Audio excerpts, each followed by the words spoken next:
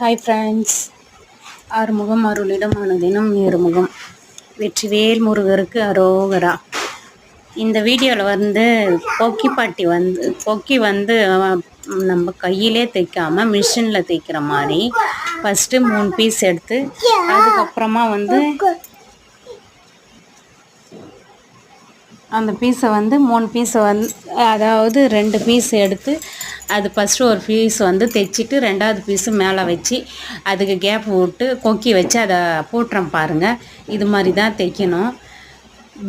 பிகினர்ஸாக யாருன்னா இருந்தீங்கன்னா அவங்களுக்கு ரொம்ப யூஸ்ஃபுல்லாக ஆகும். இந்த வீடியோவை பாருங்கள். நான் கொக்கி எப்படி போடுறேன்றதை பாருங்கள். கொக்கி போடணும் அப்படின்றதுக்காக சின்னதாக கேப் விட்டுட்டு அதுக்கு அந்த கொக்கி அதை பாருங்கள் எப்படி போடுறேன்னு மாத்திரம் பாருங்கள். இப்படி தான் போடணும் ஃப்ரெண்ட்ஸ். யாருன்னா பிகினஸாக இருக்கிறீங்க உங்களுக்கு யூஸ்ஃபுல்லாக ஆகும். இந்த வீடியோ பார்த்தீங்கன்னா எப்படி தைக்கிறதுன்றது உங்களுக்கு நன்றாகவே புரியும்.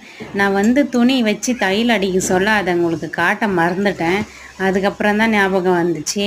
சரி, இதை ஒரு வீடியோவாக போட்டால் பிகினஸாக யாருன்னா இருக்கிறாங்கன்னா யூஸ்ஃபுல்லாக இருக்கும் அப்படின்றதுக்காக இந்த வீடியோவை 3 கொக்கி போட்டுட்டேன். அதுக்கப்புறமா ஞாபகம் வந்துச்சு, அது சரி இந்த 2 கொக்கியாவது நம்ம வீடியோ எடுத்து போடுவோம் அப்படின்றதுக்காக அந்த லாஸ்ட்டு மாத்திரம் கொக்கி நான் போடுறேன் பாருங்கள் ஃப்ரெண்ட்ஸ்.